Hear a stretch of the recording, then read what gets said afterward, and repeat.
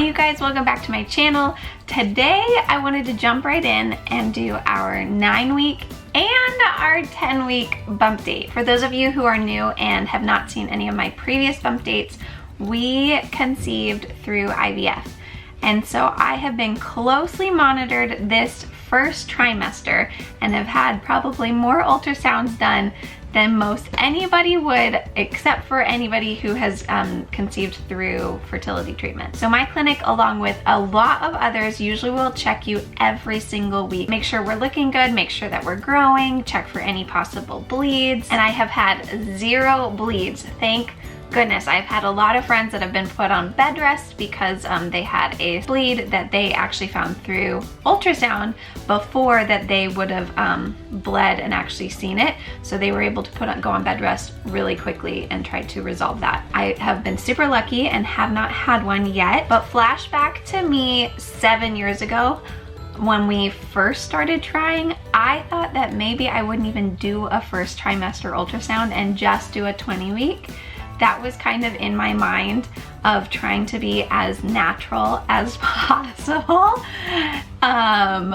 Sometimes life just laughs and says, yeah, you thought you were gonna do natural, and instead to conceive, we ended up doing IVF. And so I have had to learn to roll with the punches, and instead of having no ultrasounds, I have had weekly ultrasounds. Up to this point, I have looked really, really good. So for our 9-week, I asked my doctor, can we skip a week and not do an ultrasound and wait? And she said, you've been looking great. Yes, I'm comfortable with that. So I didn't do an ultrasound till 10 weeks, but I wanted to quickly go over some of my symptoms and cravings during week 9. So I think the new ones that popped up over week 9 were insomnia. I am a sound sleeper. My head hits the pillow. I sleep through the night. It is bliss. But I have either been waking up super duper early, usually because I'm hungry, or maybe not tired at night and going to bed super duper late. The other one that has been harder to get used to is the bloating all over. And I know a lot of people have said, yes, bloating is so normal, like that is part of pregnancy. Early on, you just look bloated, you don't look pregnant yet. I was kind of expecting that, but not pregnant, I will struggle with constipation. So welcome to pregnancy and welcome to first trimester pregnancy. It is a beast.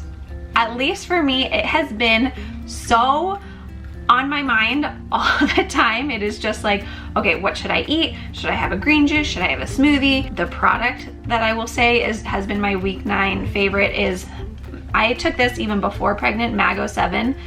This is a specific magnesium for ultimate oxygenating digestive system cleanser. So this is magnesium specific for your gut. I have taken Calm in the past and other things like that. It's okay. This one has been the best.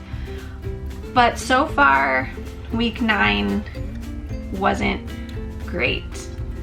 Yeah. But during week 10, I started taking this a little bit more regularly and started taking more than I would when I wasn't pregnant.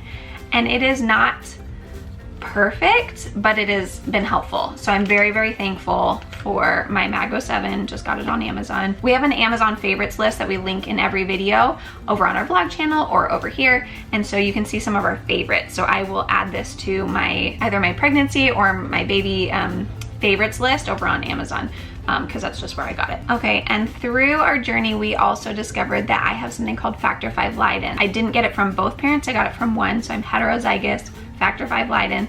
But we put me on heparin for this first trimester, and my bruises during week 9 were out of control. Like, I mean, I am black and blue, completely purple. Like, I literally messaged my doctor at a point and said, I don't have any more real estate. So I switched and I did a few on my legs, which hurt like heck.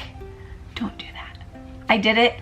I've done it in the past and they haven't hurt as bad in the past. For some reason right now, doing them on my thigh burns like crazy. Like, I can't even give my full heparin without like having to take it out. Like, it is so uncomfortable. So in my belly, it doesn't hurt at all, but it looks atrocious. So that was during week 9. I messaged my doctor, said I I'm running out of real estate, what do I do? She said, you need to ice after giving the injection. So I was icing before, it was nice and cold, give the injection, still nice and cold. I thought that that's all I did. She said ice after for 5 minutes.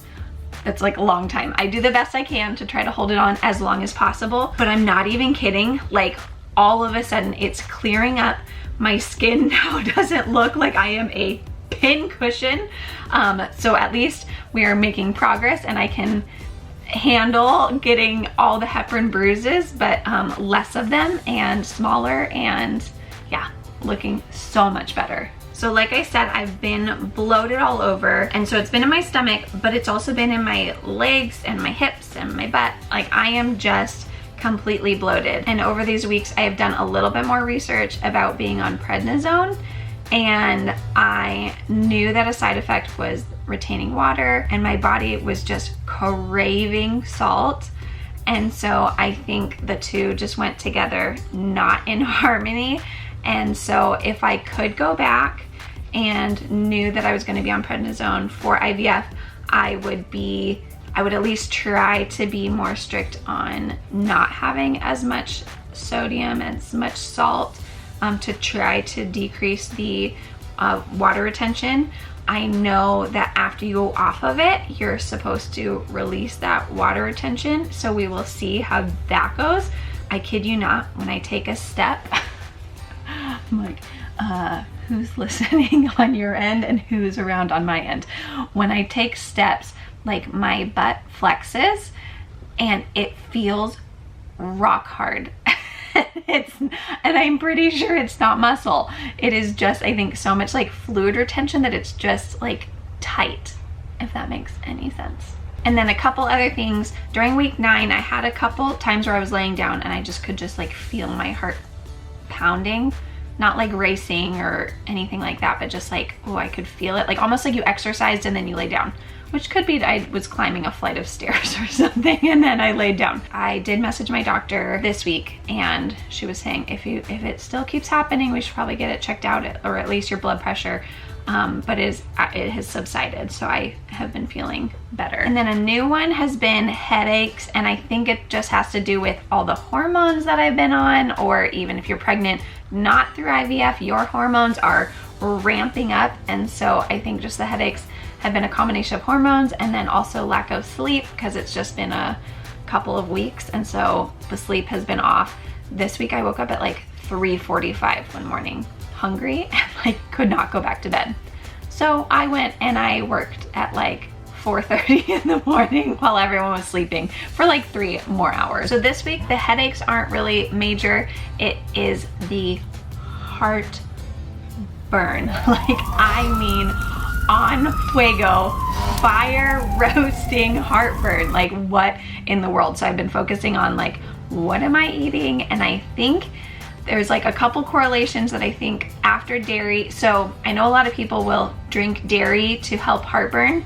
In nursing school, we learned that dairy makes heartburn worse. So you'll have to do your own research and figure out like the science behind everything. But I read that almonds and almond milk help. So I've been sipping almond milk, has helped a lot. What else? It was so bad this week, I was tempted to go get Tums, but I'm like super anti-meds, even though I'm like IVF patient. I'm decked out on meds, so I'm just trying to avoid as much as possible. But I was tempted to get Tums this week, but I've been able to get through. So I think dairy has kind of kicked me in the butt, and so trying to limit that a little bit more. And then my lemon water that I was drenching into my water bottle. This is my thermoflask. It's like my all-time favorite. It's also on our Amazon favorites. It's cheaper than a Hydro Flask, so that's why I like it. And I break things and drop things and lose things. So a cheaper option is my favorite. I was drenching lemon juice into my water, but it is kicking my butt. So it's more of like, listen to your body, what's causing issues, and heartburn. Definitely looking into my diet first to figure out what the heck it could be. So that has been my symptoms over the last couple of weeks. My cravings the last couple of weeks. Let's get into that. So week 9, we were at our friend's house and we were eating lots of treats and special food that all of a sudden my body was like, I need some vegetables, or maybe just that's my mind because I normally eat pretty healthy.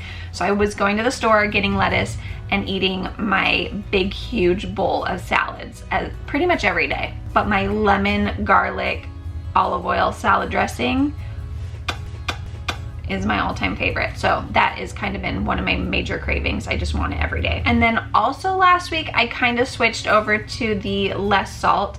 Haven't been craving pickles as much, which is amazing and super helpful, but the vinegar cravings are still going strong. So I will still put tons of mustard on my sandwich or pepperoncinis right on top, which I've always liked. That's been like my normal, but more of a craving is vinegar over necessarily the salt, which is helpful because I am on the prednisone. And then this week, I pretty much have the exact same cravings and same less salt, not as much pickles, but also not craving as much hot sauce. Ding! So crazy, because for those of you who follow me over on Instagram, know for the last, how many weeks, if I'm 10 weeks minus the transfer, so the last 7 weeks, so the last like couple months, I have been drenching everything in hot sauce, like going through bottles of hot sauce. Now I'm like, I'm like calming down a little bit, not as much like set my mouth on fire. Okay, and then the best part of our bump dates is to talk about the ultrasounds. So I did not have a week 9 ultrasound, I had a week 10 ultrasound, and by far, bar none, best ultrasound we have ever been to that I could ever imagine. It was magical and a miracle and amazing. And after we posted the vlog, someone said, oh, your baby has hiccups. I'm like, oh, that makes more sense, because we saw baby and we were like, baby is jumping, and even not just jumping, like was like moving hands up and like praise and like kicking and just moving all over, and it just was such a reassurance. I know we've had the heartbeat. We've had the heartbeat for our 6-week, our 7-week, our 8-week ultrasound, and then now at 10 weeks also having a heartbeat, still going into the ultrasound like holding your breath, feeling like, I think we've just been through so much that I thought, I am not anxious, and I know I get questions all the time of, after all your losses, after all you've been through, how are you not just completely anxious all the time? Good question. I should sit down and do a video on that. I definitely have a more non-anxious personality. I'm a lot more logical, but even in that, I have been nervous of, is baby still okay? Is baby still growing? Do we still have a heartbeat? And I thought after one heartbeat, I would think, that's it. Because normally after you have a heartbeat, like your chances of miscarriage completely drop. But of course I know a lot of horror stories of people and friends that have gone through awful, awful situations. And so it's just more of, are we going to go through something like that, or are we still going strong? And so 10-week ultrasound was such a sigh of relief, because it was a heartbeat, but it was also movement, like so much movement. All these clips that you've seen of baby moving, and if you want to see the whole thing, I'll link it down below. I'll link our whole vlog so you can just watch the whole ultrasound. It was just, oh, the best day. It made me sob all day. I was just crying all day because it was just such an amazing, amazing ultrasound. If you have any questions of certain things about my bump date that you want to know about, I would say leave it down in the comments below. If we do not have comments, go find me on Instagram and you can ask me over there. I will include the questions that you have. I can include those in future bump dates.